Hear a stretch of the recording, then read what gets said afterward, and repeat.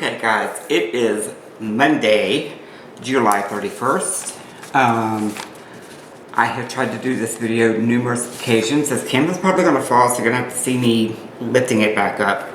It is what it is. I've had camera issues, I've had disruptions, I've had, you name it, I've had it. So, but we're going to get through it today. I know the camera quality is not the best. This isn't the best situation. I don't have the best lighting. I got the sun coming in. It's just, it's the whole thing. But nonetheless, I have to get this video out. So, the AS video that everybody has been waiting for a while. Alright, so, first question.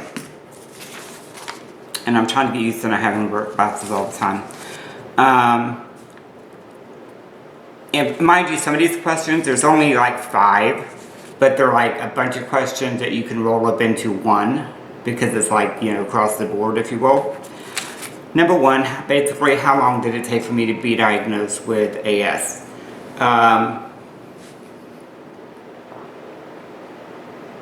20 years, at least, to get the correct diagnosis.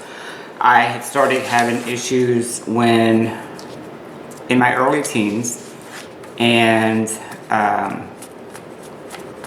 you know, it was just, nobody could figure it out. They would do x-rays. I would have problems. My mother would take me to the ER or to the doctor. They would do x-rays and nothing would show up. No MRIs were done, no CATs were done, any of that. And because you're talking, you know, back early 80s, so they just didn't do that. It was always, you know, a pulled muscle, or I just sprained it doing something, playing, or whatever the case was. And that was the end of that. You know, I would just deal with it. It would come and go. It would lay off a little bit. So, you know, at the time, a pulled muscle would make sense. You know what I'm saying? It progressed up until my early 20s, and then it started to kick into high gear and progressively got worse. And then finally I went to a doctor and she diagnosed me with Reiter syndrome, of all things, and degenerative disc disease, which I do have, basic arthritis, and that's exactly what she said, basic arthritis. So that's what she did. And then probably around 2009-ish, right around there, maybe 8, I can't remember exactly. I went to a doctor and he said, have you ever heard of Ankylosing Spondylitis? I told him no.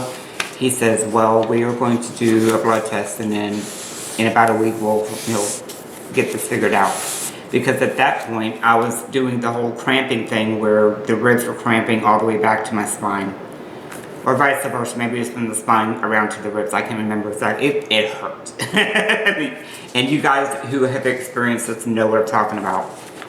So yeah, blood test came back. It was positive for the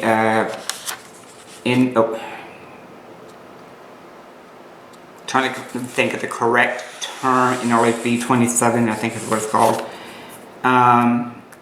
So yeah, that's when I found out. At that point, they had put me on, well no, that's going to lead into another question. But that's how I found out. Finally, after all those years, it took one doctor to do one blood test, and that's just the way it worked out. And I'm going to pause you for 1 second. Okay. It is in fact HLA-B27 gene. That is what the gene is called. And if this light is coming in, I do apologize. So, but yeah, that's how they found, finally after all that time, that's how they finally figured it out. How do family and friends deal with it? Differently. Everybody deals with it differently. And I shouldn't say deal with it, or I don't know what the correct term is, because they're not really dealing with it. We're dealing with it. They're just kind of along for the ride in the back seat, But it's a little rough. I had some friends that absolutely refused to acknowledge and understand what was going on. I had, some people who were totally on board and was like, and totally understandable. But you're going to have those certain, individuals, friend-wise and family-wise, and I'm going to shut this blind for a second, but I'll keep talking, who are just simply not going to get it. They are not going to, nor do they want to take the time to look it up, Google it, learn about it, and yeah, they just don't want to do it. So with them, you just have to, do what you got to do. And the ones who do get it, and they do understand. For instance, when they want to go out and they want to do something and you don't feel like doing it because you can barely move, and they're just like, well, take a ibuprofen, take an aspirin, take a Tylenol, and then we'll go and you'll feel better. We'll have a couple of drinks or whatever. And they just don't get the fact that it doesn't work that way, So, and then they get all pissed off. Now, if they get all pissed off and try to blow you off like you're doing something to them, fuck it, let them go. You know what I mean? But for the most part, the ones that do understand are going to be accommodating, whatever. They're going to understand. So if they say, hey, let's go do something, and you say, no, I can't do it tonight. This is what's going on. This is what's happening. It's what I'm dealing with. They're going to say, okay, hey, you know what? No problem. We'll just do it tomorrow or the next day. Or let me know when you feel like doing it, and that's when we'll do whatever. Keep those in your, keep those around you. Those are the ones you want to keep around,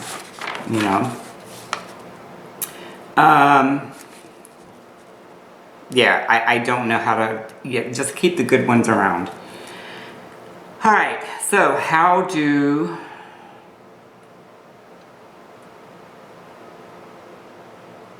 people basically looking and staring at you in public. Now this is for the people like myself who already have fusing going on. Maybe they have that curvature of the neck going on. They're humped over a little bit or slumped, or they got the big bulge on their back. Don't worry about it. I know there for the longest time, and I still am to a point, and self-conscious about how it appears in public, especially on my side view, because as you can see, like here, my shoulders are down. It's just the way it is, and I really don't have a neck because I've gained weight, so that kind of did not help in this area right here. But when you're facing me, you don't really notice that much. When you get a side view, that's when you notice that whole curvature in the neck, and my head is forward a little bit. So, and people do look, and that's okay. That is only because people are curious, and there's nothing wrong with being curious. I've never really had anybody ask why, but if they catch me catching them looking and staring, a lot of people will just do this and turn away, and that's cool because at that point they're embarrassed. But some people will just acknowledge and nod and say hi or whatever, or smile, and that's cool. Return that. Don't get all pissed off because they're looking, because they're curious. We have all been curious. We have all, seen somebody and looked at them and wondered, okay, why are they in this position? Why are they, what got them to this point in their life or whatever. And it's nothing malicious. Some people are doing it maliciously, but for the most part, they're not. They're just curious. So don't read into it, too tough. It's just curiosity. It's nature's way.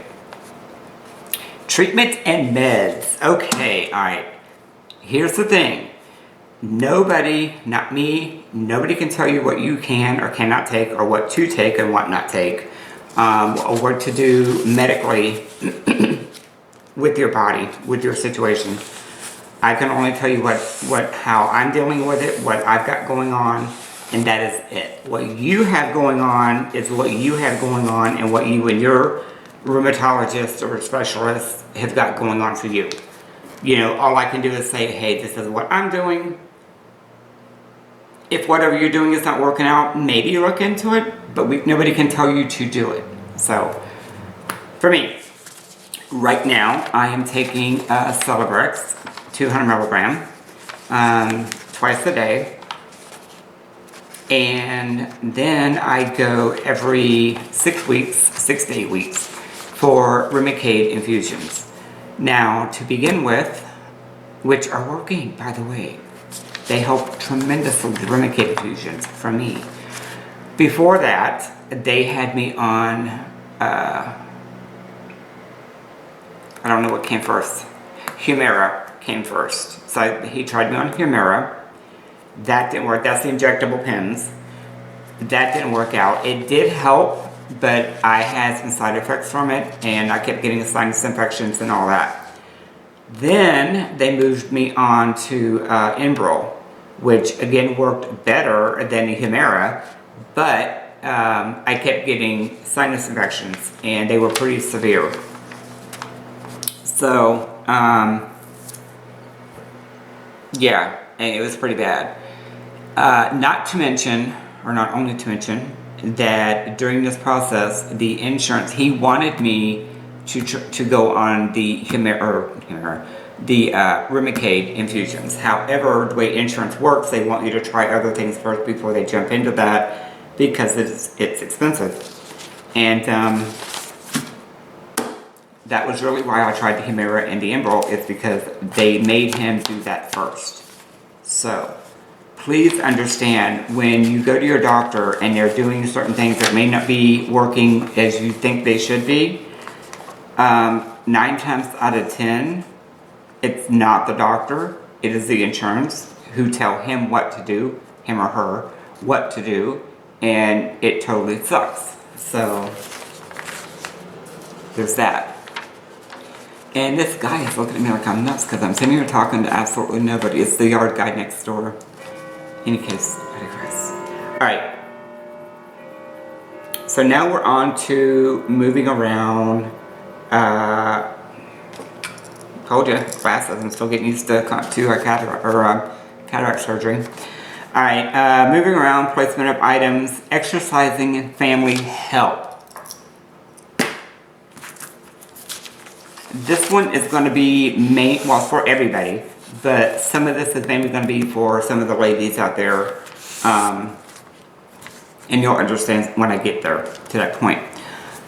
So, the moving around part is basically, do as much as you can, even though I know it's painful. You have to keep moving. You have to keep these joints operable, if you will.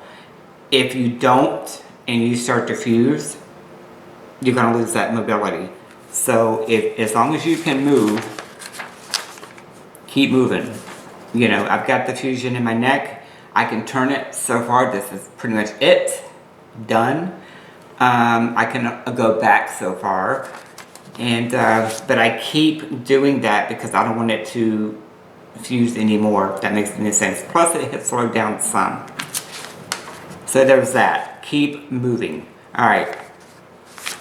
Placement of items. And that's exactly how the question was asked. How do you place your items? And it took me a minute to figure it out. Then I got it. I was like, oh, okay. Whatever. The items in your cabinets. Keep everything that you use down to a level where you can get them. On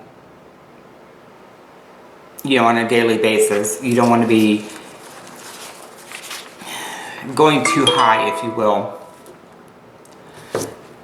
Also put some to where you do stretch a little bit, like put them on that second shelf so you can actually stretch to get something, because again, that stretching is going to help. And I'm about to die. Give me 1 second, guys. No, we're going to get through this. But keep stretching, okay? So to kind of challenge yourself. Exercise, challenge yourself on your stretching. Family help. That's a biggie. Get them to try, and this is where the ladies come in. Because with guys, you people with kids and all that stuff, and they don't give a damn. They'll just so. See, I told y'all that battery is about to die, and it did. Alright, so what I was saying is, back to the family help thing, and you know, especially ladies with the kids and stuff who like to leave things all around the house and whatever. For the most part, most people don't have an issue with people understanding the situation and helping you out and doing whatever it is they can, you know, to help you out. Some people, I've heard horror stories and where their spouses have actually left them because they were burdened. Some people need a brick upside their head. So yeah, it's, you know, it can be a touchy thing. Just sit them down, especially, you know, you guys who have kids. Sit them down and say, hey, this is a situation, especially depending on what their age, what the age group is. Some are going to get it, the little ones, they're not going to really understand, you know, so you can only do so much with them. But sit the kids down and say, hey, this is what's going on. I need your help. Pick up after yourself. Just do whatever you got to do. Adults, your spouses, your significant others, whatever, first off, they should understand and be doing things without having to be asked. And as far as helping around, you know, put your dishes in the dishwasher. Don't leave things sitting out. Don't leave, you know, the laundry on the floor so we don't have to bend over to pick it up because we can't. And then, but really let them know sternly, because you have to do that, unfortunately, that whatever it is they're doing, let them know. And to say, hey, you're gonna have to help out around here. And, but it's hard. I mean, that's some people just don't get it. And I don't know, because every individual is different, so everybody's gonna react differently. But it's just making them understand, and hopefully that they understand the situation, and that they should sympathize because they see you going through this pain, this discomfort, this everything, really. But I don't know, it's just a sitting down, discussing it, trying to make them understand it, making them look it up and read about it if they're not getting what you're telling them. Take them to the doctor with you. This just popped in my head. Take them to the doctor with you so that, you know, if they have questions, they can ask them and then they can talk to them. And let them know what's going on. Let them know how they can help you. And I'm talking about the doctor is talking to them at this point, because if they don't have it if they're not getting it by now, then I don't know I don't know. But yeah, I know that was an odd answer, and that's only because everybody is different. Everybody perceives things differently, and it's just, yeah, it's just different in any case. So what do I have going on right now? I have my usual appointments. I get my Remicade every 6 to 8 weeks. Take my meds the way I'm supposed to take them. I am going, finally,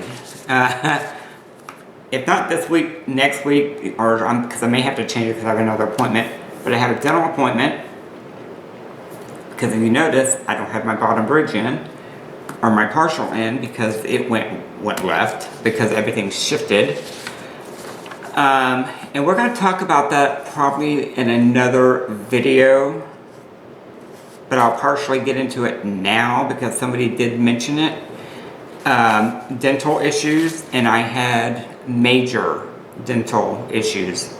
I had to have all the uppers pulled out, so I got, you know, I got a plate, whatever, because everything was just eroding away. Not that, you know, I wasn't taking care of my teeth or whatever, because I most definitely was. That is something that I have always done.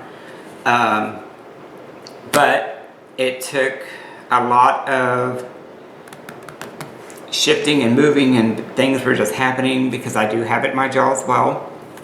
The AS, if you will. And I ended up with an infection that was really, really bad. It took, we thought it was gone, but it took 2 months to get rid of, so we thought, until I went in to have this done, and then come to find out when they were pulling some of the back ones back here, wasn't gone. The infection was still there, very much there, and we will talk about that. So, yes, that is a real thing. AS can affect your teeth because if it affects your jaws, it affects everything up here. But yeah, as far as I go, I'm going to the dentist. I'm getting all that rearranged and done. I'm going to look into implants, you know, to see how that would work out. I don't know if I would have enough bone up here to work with. I have to wait and see. But I definitely want to get this bottom partial thing dealt with because that is so getting my nerves. I'm so self-conscious about it. It really shows up on camera because of the way my mouth is shaped. It just does. It shows up, and then everybody's looking like, "Hey, you ain't got no teeth." Yes, I do. Just not right there. So we got to get that worked on. And again, it affects all the joints in your body. It can affect your organs, your heart, your eyes. You know, but we will discuss on that later at a later time. I just wanted to get some of this information out, and I know I've babbled on long enough. And that's it. So I hope each and every one of you have a great day. Talk to your families. Try to get them to understand. Talk to your friends. Try to get them to understand. And as far as your friends go, if they don't want to listen to you, and they're not willing to look it up and Google it and learn some things for themselves, then screw it. They don't care. They don't care enough. They're only thinking of themselves. As far as family members go, well, about your family members, you got to deal with them the best you can. And that's that. So, alright guys, I will talk to you later. I don't know when I'll get the next AS video up. This was kind of a train wreck. I do understand that, but I had to get this out because even though it has been so long. So, on that note, I hope you all have a great day. And again, you have to be patient, unfortunately. Well, we are patients, actually, if you think about it. But we have to have a little patience with certain individuals in our lives. And that's just unfortunately the way it is. So, alright, I will see you guys in the next video. Bye.